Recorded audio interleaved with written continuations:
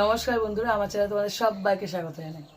আজকে দেখো কি নিয়ে এসেছি, ফুলকপি আর আলু দিয়ে একটা তরকারি করব, যেটা হলো ভোগের ফুলকপি আলু। এমনি ফুলকপি আলু না, কিন্তু পুরো নিরামিষ। ভোগের রান্না তো সবাই জানো, যখনই পাতে পড়ে একদম মনটা একদম ভরে যায় স্নিগ্ধতায়। তো আর দেরি না করে চলো শুরু করা। কিন্তু তোমাদের একটা কথা বলছি, যে উপকরণগুলো দেবো না, সব ঘরের কাছে আছে, সবার ঘরে থাকে, একদম সহজ, কিন্তু পদ্ধতিটা একটু দেখতে হবে। ওই পদ্ধতিতে করবে, সেম মনে হবে কি বাড়িতে বসে ভোগের রান্না খাচ্ছ। এই কথাগুলো ওই জন্য আজকে বললাম। তো চলো শুরু করা যাক। দেখো আমার উনুন ধরে গেছে, এবার আমি কড়াই বসিয়ে দিচ্ছি। একটা না মশলা রেডি করব। এই যে আজকে যে রেসিপিটা তৈরি করব, এই মশলার জন্যই রেসিপিটা পুরো স্বাদ আলাদা হয়ে যাবে। প্রথমেই দিয়ে দিচ্ছি ধনে। সাধারণ আলু ফুলকপির থেকে উন্নত মানের করে দেবে। ভোগের ফুলকপি আলুর তরকারি নরমাল কি হতে পারে? অবশ্যই। দিচ্ছি গোটা জিরে, দুটো শুকনো লঙ্কা, একটা তেজপাতা, দুটো এলাচ, একটু বড় সাইজের যে এলাচ ওই দুটো, আর হলো এক টুকরো দারচিনি। এবার এটাকে ভালো করে একটু ভেজে নেব। যেহেতু আজকে ভোগের খিচুড়ি বেরিয়ে যাচ্ছে বারবার, ভোগের রান্না চলছে, তাই আজকে আমি সব কাঁচা নিয়েছি। একটা আলাদা তৃপ্তি, আমার খুব ভালো লাগে।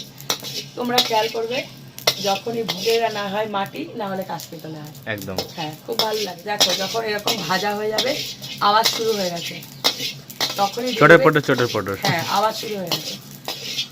এই সময় দিয়ে দেবো সাদা তিল।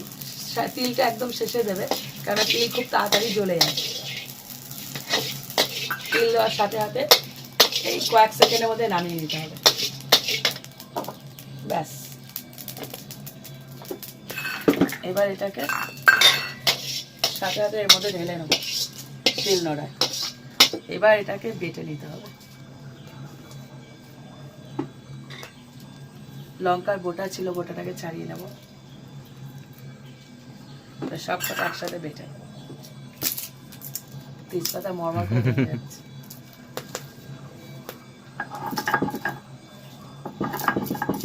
এদিকে মশলা গুঁড়ো করতে করতে আমি ততক্ষণ আলু আর ফুলকপিটাকে ভালো করে ভেজে নিতে হবে।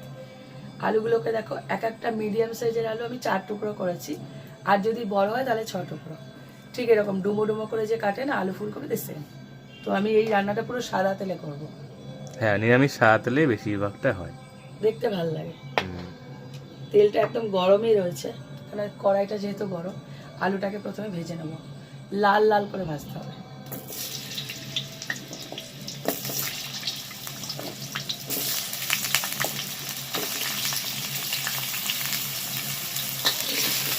দেখো আলুগুলো একদম লাল করে ভেজে নিয়েছি, এবার তুলে নেব। পুরো এরকম ভাবে ভেজে নিতে হবে। আমার গলা শোনা যাচ্ছে? হ্যাঁ, অনেকটা ঠিকঠাক হয়েছে। ঠিকঠাক হয়েছে? হ্যাঁ। আলুগুলো তুলে নিয়েছি, এবার এই তেলের মধ্যে ফুলকপিগুলোকে ভেজে নেব। ফুলগুলো এরকম বড় বড় নেবে, হ্যাঁ, তবেই মজা লাগবে খেয়ে।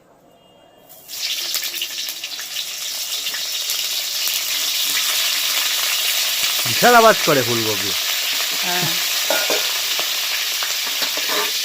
এই দেখো এখানে ফুলকপি ভাজা হচ্ছে, আর এখানে কিছু জিনিস আমি ভিজাতে দেবো। মশলা বললাম না অন্য ধরনের হবে। এখানে নিচ্ছি 4 বাবুল, শোনা যাচ্ছে? হ্যাঁ। নিচ্ছি কয়েকটা কাজু,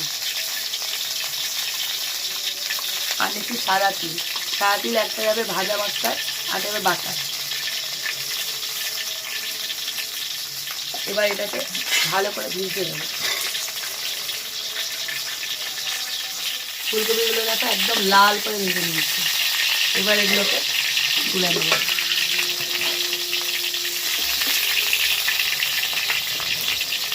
এটাকে ভিজিয়ে রেখেছিলাম, এটাকে এবার বেটে নেব। এই 10 থেকে 15 মিনিট ভিজিয়ে রাখলেই হবে। বাড়তেও সুবিধা হয়। হ্যাঁ, বাড়তে সুবিধা হয়, আর ভিজিয়ে রাখলে কি হয়, বেশ একটু ফুলেও যায়। হ্যাঁ। আর এখানে নিয়ে নিচ্ছি 1 টুকরো আদা আর 4 থেকে 5টা কাঁচা লঙ্কা, সব একসাথে বেটে নেব।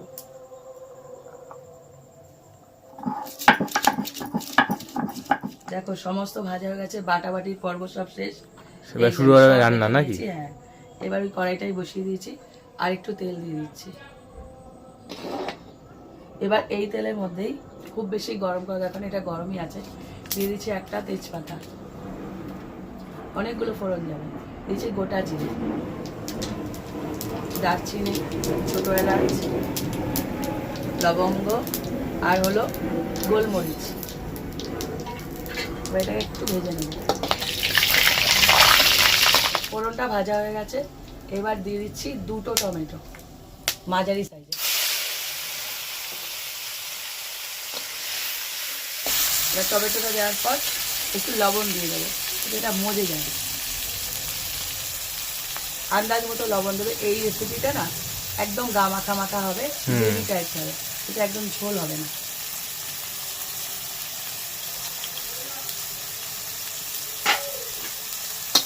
লবণটা দিলে কি হবে, টমেটোটা না একদম মজে যাবে, খুব সুন্দর হবে। দেখো টমেটোটা একদম নরম হয়ে এসছে। এবার দিয়ে দেবো যে মশলাটা বাটলাম, মশলাটা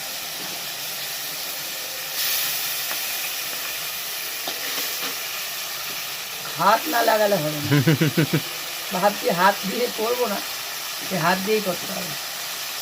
এবার একটু ভালো করে কষাতে হবে, কেন দেখবে 4 মগজ আর সাদা তিলেন একটা গন্ধ রাখে, যতক্ষণ না পুরো কাঁচা ভাতটা চলে যায় ততক্ষণ মধ্যে কষাতে হবে।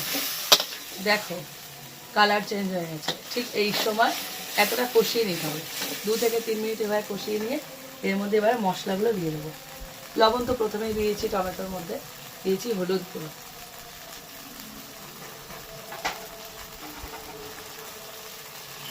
ভাজা জিরে গুঁড়ো, অল্প যতটা জিরে তার হাফ ধনের গুঁড়ো। আর এটা না বেশি ঝাল হবে না, তার জন্য কোনো ঝাল লঙ্কার গুঁড়ো দেবো না, দিয়ে দেবো কাশ্মীরি লঙ্কার গুঁড়ো। এবার হালকা একটু জল দেব, এবার কষাতে থাকবে। খেয়াল করে দেখবে যখনই কাজু বাদাম, তারপরে তোমার 4 মগজ, তিল বাটা দেওয়া হয়, তখন না কড়াইয়ের সাথে লেগে যাওয়ার একটা টেন্ডেন্সি থাকে। তখন কি হয়, একটু জল দিয়ে দিয়ে কষালে সেটা ভালোভাবে কষানো যায়। দেখো মশলা থেকে তেল ছেড়ে দিয়েছে, ঠিক ততক্ষণের মতো কষাতে হবে। এটা পুরোপুরি কষিয়ে নিতে হবে, না হলে না যতক্ষণ না তেল ছাড়বে সেই টেস্টটা আসবে না। তো ভালো করে কষিয়ে নিয়েছি। এইবার দিয়ে দেবো আলু আর ফুলকপিটা একসাথে। এবার ফুলকপি আলুর সাথে এটাকে কষাতে হবে। কষানোর পালা? হ্যাঁ, পুরোপুরি কষানোর পালাতে, কারণ এখানে না অতিরিক্ত জল পড়বে না, ওই মানে একদম মাখা মাখা একটা ব্যাপার থাকবে, তার জন্য। তো ওই জন্য আলু আর ফুলকপিটাকে ভালো করে ভেজে নেওয়ার ব্যাপারটা আছে, পুরো লাল করে ভাজতে হবে। এমনভাবে সে মানে ভাজবে না যেন যখন জল দেবে ওটা সেদ্ধ হয়ে যায়, সেইভাবে। দেখো আলু ফুলকপির সাথে মশলা একদম মিলেমিশে একাকার, মাখো মাখো হয়ে গেছে। এইবার আসল মশলা যাবে, এ তো গেছেই, যেটা স্বাদটা পুরো বদলে দেবে সেই মশলাটা, এটা প্রথমে ভেজে গুঁড়ো করেছিলাম।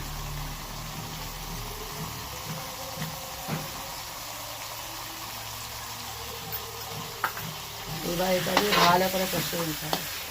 জিভে জল এসে যাচ্ছে, ক্ষমা করো, এটা ভোগের রান্না না, তা ভোগের রান্না তো বলে করছি, জিভে জল এসে যাচ্ছে, কি করবো বলো?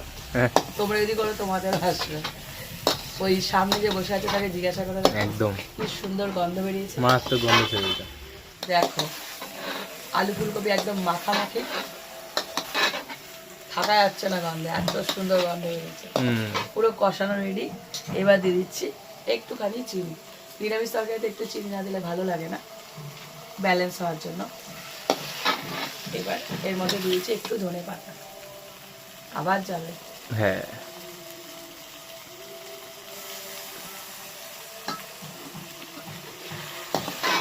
এটা একটু মিশিয়ে নেবো, এটা কষানো রেডি। এবার দিয়ে দেবো জল।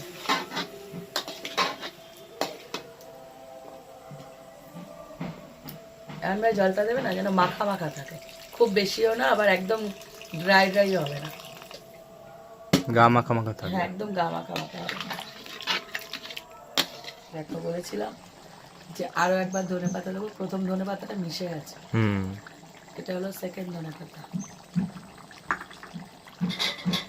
আর একটু না মাঝে মধ্যে নেড়ে দেবে, যেহেতু এখানে বেশি ঝোল নেই, একটা লেগে যাওয়ার চান্স থাকে, তার জন্য।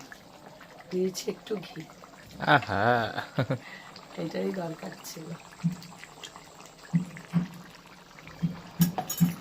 আর দিয়ে দিচ্ছি একটুখানি, এখানে অনেক ফ্লেভার রয়েছে, হ্যাঁ সামান্য একদম নামমাত্র, দেখো গরম মশলা, বেশি দেওয়ার দরকার নেই, অনেক ফ্লেভার গেছে আজকে। এবার একটু নেড়ে যাবে, দেখো আস্তে আস্তে গ্রেভিটা কিন্তু মানে বসে জমে যাচ্ছে। হ্যাঁ কমে যাচ্ছে, একদম থকথকে হয়ে যাবে। এর মধ্যে যে উপকরণগুলো রয়েছে সব কটা গ্রেভিটাকে বসিয়ে দেবে। তো একটু মানে এরকম গামাখা মাখা ঝোল টাইপের নামাবে, নাহলে পুরো দলা হয়ে যাবে। আর এর মধ্যে কাজু বাদাম আর চার মগজ আর তিল আছে, যার জন্য। দেখো রেডি হয়ে গেল আমার রেসিপিটা। কিন্তু ভোগের আলু ফুলকপি ঠিক এরকম ভাবে নামাবে। এই দেখো আমি তোমাদের দেখিয়ে দিচ্ছি, এইটুকু গ্রেভি যখন নামাবে, এখন গরম আছে তাই পুরোপুরি বসে যাবে, একদম মাখা মাখা একটা গ্রেভি আসবে। এই রেসিপিটা তোমরা প্লিজ ট্রাই করো, ট্রাই করলে বুঝতে পারবে যে বাড়িতে পুজো আর্চা হলেই বানিয়ে ফেলবে একদম। সব মশলাই কিন্তু তোমাদের ঘরে থাকে, হ্যাঁ এমন না যে যেটা আমি যা যা ইউজ করেছি সেটা ঘরে থাকে না, সব কটা ঘরে থাকে। এই মশলা যা যা দিয়েছি সব দিয়ে তোমরা ট্রাই করো, ট্রাই করে আবার কমেন্ট করো তো কেমন খেলে। একদম বাড়িতে যদি অকেশন হয় না, এই আলু ফুলকপিটা ভোগের রান্নায় করে ফেলো, হ্যাঁ দারুণ খেতে হবে, কথা দিচ্ছি। সাথে একটু পোলাও দিয়ে খেয়ে নেবে, পোলাও দিয়ে। এই খাওয়ার কথা বলিস না, এটা ভোগের জন্য বলছি। যাই হোক, রেসিপিটা শেয়ার করো, আর বললাম তো যে ট্রাই করে একটা কমেন্ট অন্তত করো, আর ভালো লাগলে একটা লাইক দিয়ে যেও। আর এরকম আরও রেসিপি পেতে আমার চ্যানেলটা সাবস্ক্রাইব করে দিও, আর যারা ফেসবুক থেকে দেখছো তারা আমার পেজটা প্লিজ ফলো করে দিও। তো আজকের মতন টাটা। টাটা।